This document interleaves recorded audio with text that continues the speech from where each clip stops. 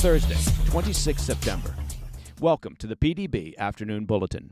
I'm Mike Baker, your eyes and ears on the world stage.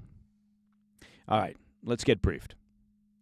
We'll start things off stateside with breaking news where New York City Mayor Eric Adams has been indicted in a historic federal probe into allegations that his campaign received illegal funds from the Turkish government. Then we'll turn our attention to the fighting between Israel and Hezbollah, as leaders in Jerusalem appear to reject Western attempts to broker a temporary ceasefire. But first, our afternoon spotlight. We'll start things off with New York City Mayor Eric Adams, who's been indicted on federal charges. Now, the 5-count indictment alleges that Adams accepted $10 million in bribes and illegal campaign contributions from foreign nationals in exchange for political favors. This marks the first time that a New York City mayor, a sitting New York City mayor, has faced such charges. The Thursday indictment outlines a pattern of corruption dating back to 2014, when Adams became Brooklyn Borough president. The 57-page indictment alleges that Adams received luxury international travel and other benefits from foreign business people and a Turkish government official in exchange for political influence.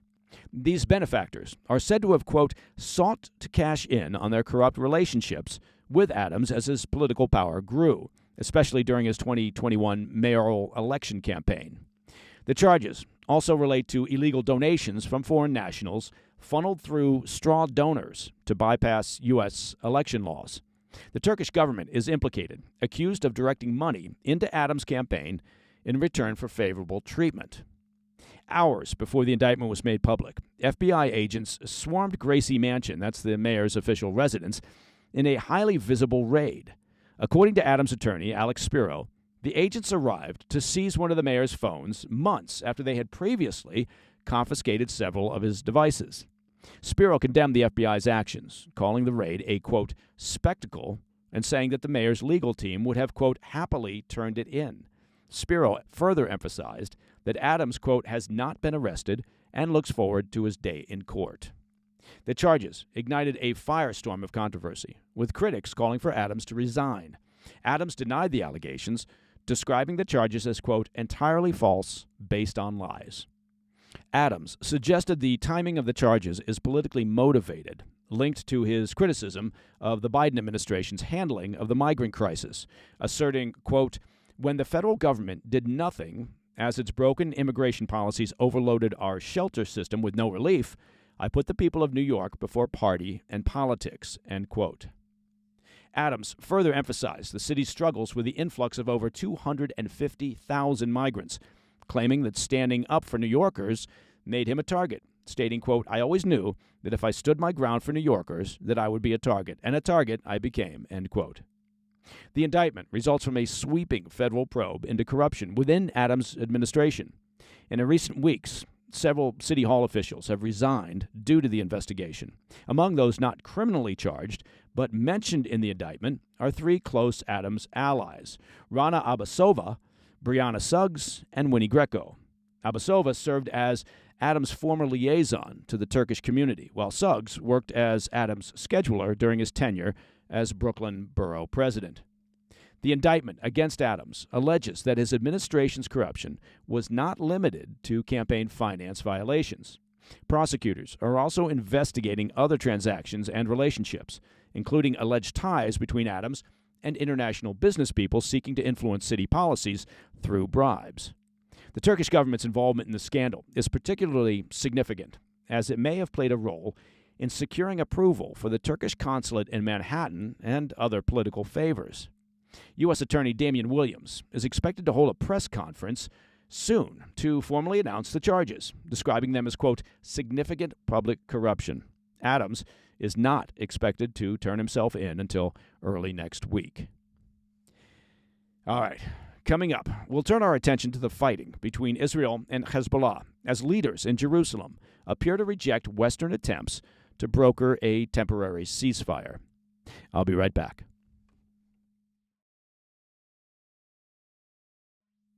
Hey, Mike Baker here. You know, every day we hear about surveillance and how our right to privacy is being infringed upon. And it's true, right? You know what I'm talking about. It feels like we're living in a world where nothing is truly private anymore. And you know why? It's because nothing really is truly private anymore. I mean, most of us, for the sake of convenience, fair enough, right? We hand over our personal information without a second thought on a daily basis. I mean, we're signing up for services, you're shopping online, using social media, and I know you're out there using social media. Well, but this convenience, it comes at a cost. Now, it's time for us to take a stand and fight back for our right to privacy. One tool that's been essential for me in this fight is the all-in-one privacy app called MySudo. That's MySudo, MySudo. It's an app that lets you create multiple digital identities with separate phone numbers and emails so you can keep your personal information private. In this age of constant surveillance, having MySudo is crucial. Now, for my listeners, I've got a special deal. Go to mysudo.com/Mike Baker and use code, wait for it, Mike Baker. I bet you didn't see that coming, to get 30 days free on a Sudo Pro yearly subscription. Take back your privacy. Take it back with MySudo. Trust me, it's worth it. Welcome back to the Afternoon Bulletin. Western hopes for a temporary ceasefire between Israel and Hezbollah were dashed by leaders in Jerusalem early Thursday morning who vowed to keep fighting with full force against the Iranian-backed Lebanese terror group. The U.S. and France spearheaded a major diplomatic effort on Wednesday to garner international backing for a temporary pause in fighting. The proposal calls for an immediate 21-day ceasefire to allow time for broader negotiations on a diplomatic deal to avert a wider regional war and to potentially revive negotiations in Gaza. The proposal was issued late Wednesday evening after negotiations on the sidelines of the UN General Assembly taking place in New York, with the endorsement of European allies, Australia, Japan, and the Arab Gulf states. But the proposal appears to have fallen apart just as quickly as it was put together. Prime Minister Netanyahu pushed back against media reports Thursday morning, claiming his government had agreed to scale back their fighting force along the northern border with Lebanon, saying it was, quote, the opposite of the truth. He added that his office has not even responded to the ceasefire proposal. A subsequent statement issued by his office on Thursday stated, quote, the Prime Minister has directed the IDF to continue fighting with full force, according to the plan that was presented to him. The fighting in Gaza will also continue until all the objectives of the war have been achieved, end quote. Members of the Israeli government from across the political spectrum were also quick to push back on the calls for a ceasefire, signaling widespread support within Jerusalem's leadership ranks for their ongoing operations against Hezbollah.